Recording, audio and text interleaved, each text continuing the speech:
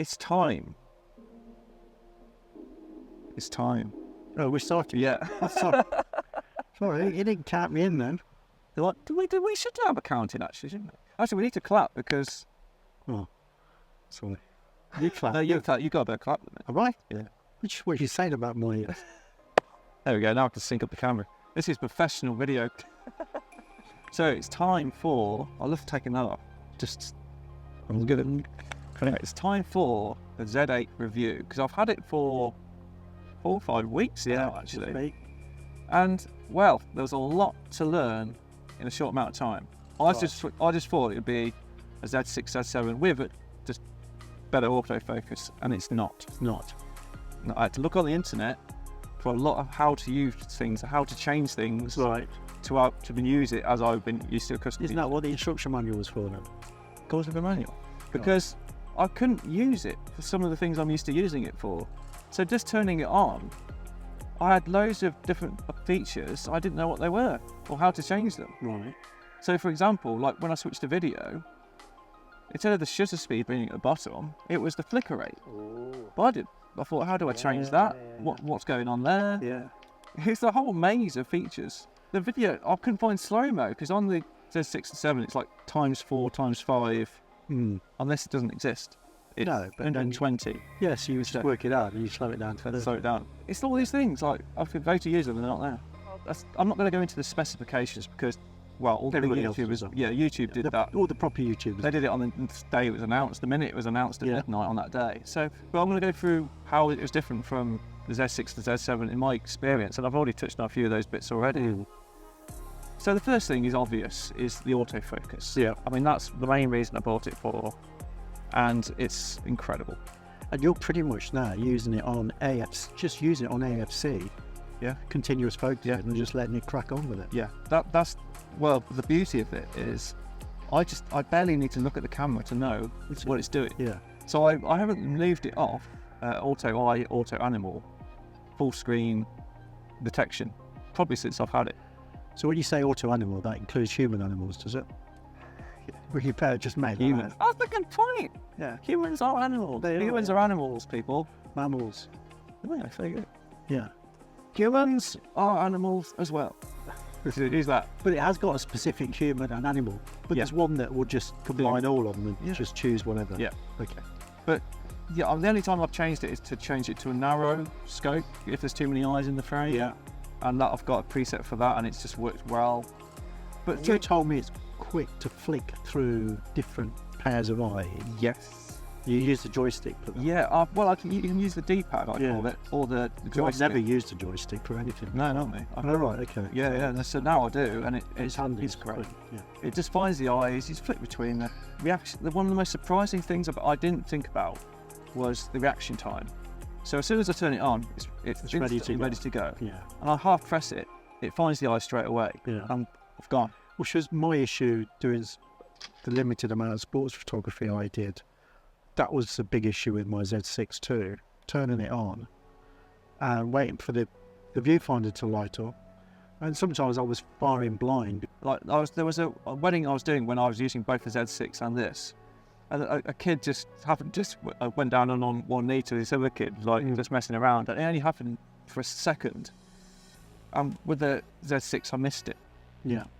And I actually had time just to get it quickly with the Z8. Right. In that fraction of a time. But the Z6, I just didn't have time to find it. Yeah. It's one of the jarring things is that when I'm using it side by side with the Z6 now, it feels so odd. Right. So I prioritised this whole time and have the Z6 if I need it. So because it is that different, because with the Z6 or the Z7, I have it on single point because I don't trust any other focus mode. No. You have to wait for it to come on, move the cursor, check that it's in focus because I don't always rely on it. Yeah. With this, I just go like that. So you're probably never even using back button focus with that, then? No, you're just using it on AFC and. Another event which really challenged it, I was doing a Warwick Uni grad balls and it was inside in this dark indoor arena. And I just had a backlit stage and they were in complete silhouettes almost. I could, I tried it on my Z6 for a wider shot. It wouldn't, it was zooming in and out. Yeah. And the Z8 finds their eye almost straight away. Wow. It was a bit slower than daylight. Yeah.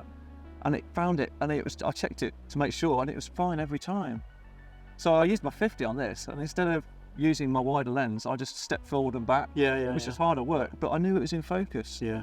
And that's to get the job done. So it saves you time, gives you more confidence. Yeah, basically. it makes life so easy. So, but the Z6 has a higher ISO, the 56,000, and it goes up to 25,600. right.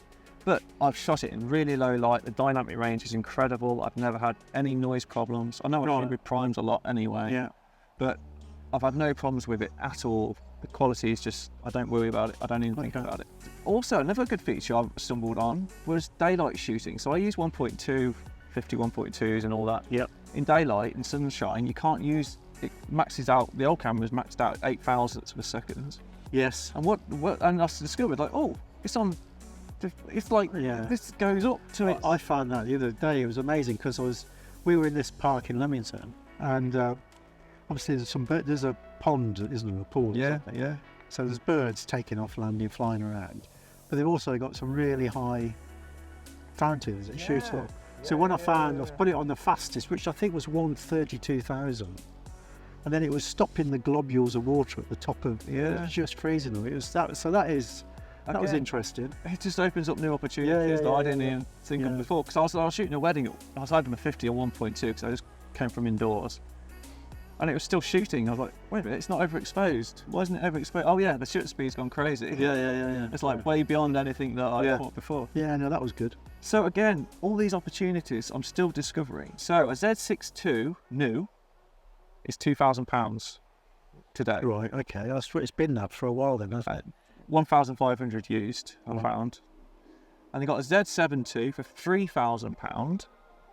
Still. And it's £2,000 used. Yeah. And then we've got the Z6 I, which is, if you can find them, for £700. Right.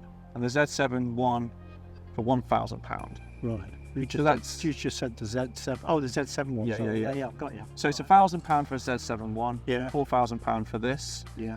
Now, you got to think about what scenarios. If you're a landscaper, I'd probably be happy with a Z7 because you don't need all that fast autofocus. You don't. I said something really that made me think the other day. That makes a change. Had to be of you. Because you said, well, is the actual end image quality? Oh, I did. Yeah. Yeah. I was just wondering whether it's noticeably better. It's not better. No. You can get a D850. Not that we were looking for it, I don't think, because we were already very happy with the image. We're already extremely. I'm just curious. So. Well, you could go back to the D850. I don't think the D850, the end result would be any better than D850. So we're not paying for better image quality. We're paying for all the features. Yeah. So I can see where the critics are like, wait a minute. Well, I'm happy with my D850, which is fine. Still, that's a bit stupid. But I wanted. From the Mark IIs, I wanted it to be more like this. Yeah. Reliant autofocus. What we were sort of expecting, hoping for, and then we were a little bit disillusioned, really, weren't we? I use the compression. Now, it doesn't have medium raw, low raw. It has raw recording. I have high efficiency star. High efficiency star. Which pretty much halves the file size, but I put them side by side, I can't tell the difference between them. Right. And it makes it much better because I don't need the full. So are those file sizes, are they comparable, say, to the Z6 or the Z7? I would say Z6. And then we come to video. 8K I tried. Video? Yeah, for video. And so 22 seconds was 1 gigabyte. Hey. Which is insane. Yeah. Because I don't see the need for 8K at the moment. Maybe you can crop in more. Well, that's the only reason I would have thought. Because no one who has an 8K screen. Yeah. Do they exist? I don't know. But, like I was just saying to you earlier, is it like the floppy disks went back in the day? Oh, we won't need more than 1.3 megabyte floppy disks. So it's future-proof. Yeah. It's nice to have. And I talked about the vibration reduction, that IBIS. So I was using it with a 70 to 200, and the Trinity doing a choir gig. I'm really far away. And the video, I was handheld doing video, it was 200 a lot of times. And it was just smooth. Yeah. Incredible. I've never been able to get such steady camera work at low shutter speed as well because it's pretty dark. Yeah. It's just flawless. It's brilliant. That is a noticeable difference with the image in-body stabilization.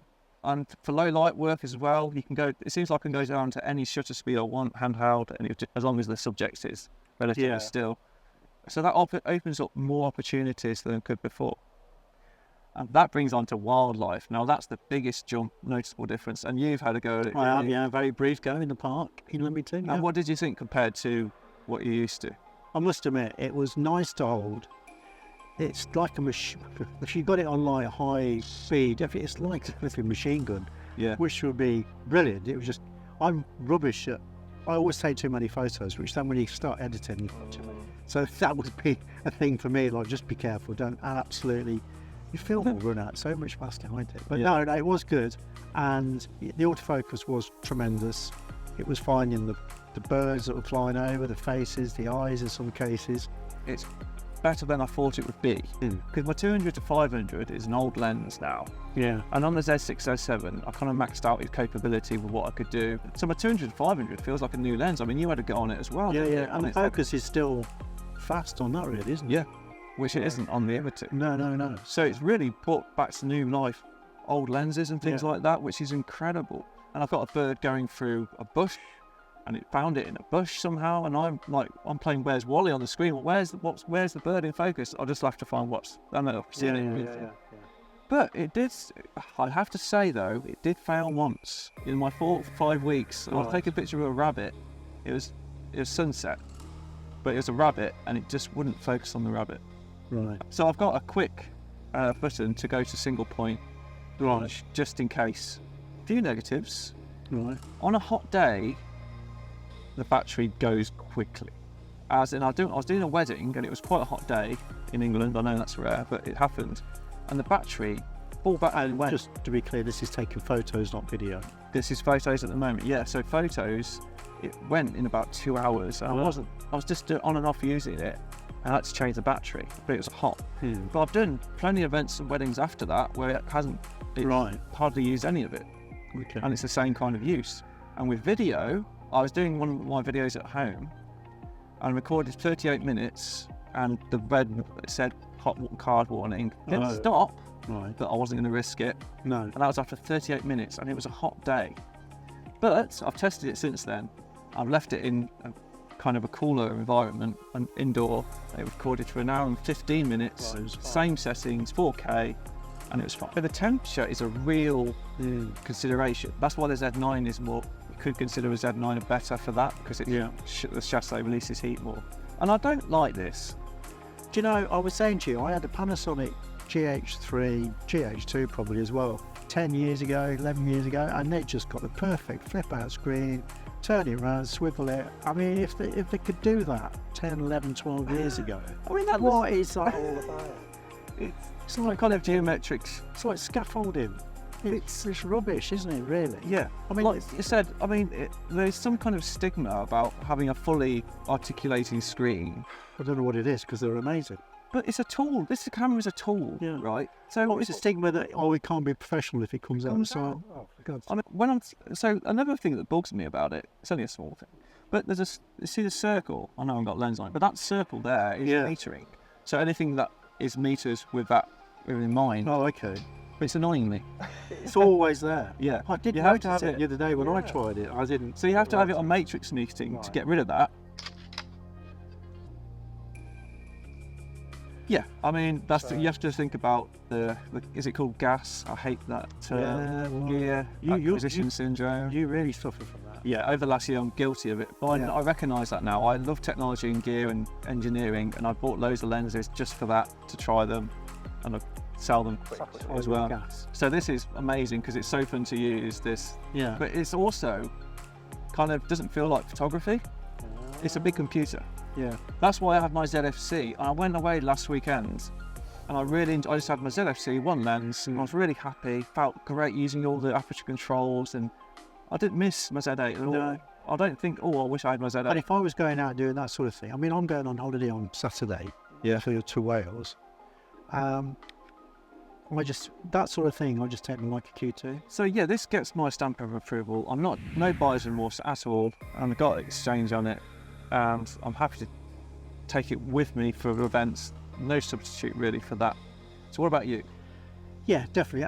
As I said, that I wasn't for a change desperate to get it when it was first announced, because I'm by and large happy with the Z6 II. But after having tried it, you can just tell it is a league above. It's the latest technology. the autofocus and the frames per second and things like that. Yeah, so I'm selling my gear or selling surplus stuff that I don't need or use. And I can't believe you want something that I've got for a change. Yes, it does make a change. All these doesn't prime lenses I've got, all these extraordinary lenses. I haven't been bothered about those. No, I will. no. Yeah. So as long as we're aware of that kind of gearhead, the hobby of collecting photography gear that we have. yeah, and that is a point, isn't it? There's a whole tranche of professional photographers that are taking photos day in, day out. They'll still be using f-mount lenses, DSLRs, and they only put their head up to look around when they've actually worn it out, and it needs replacing because they just still achieve absolutely professional results. So what do you guys think? Have you got it already? And what do you think of it? You're disappointed? Do you love it? Are you on the fence with it? And maybe our videos convinced you? We'll be responsible.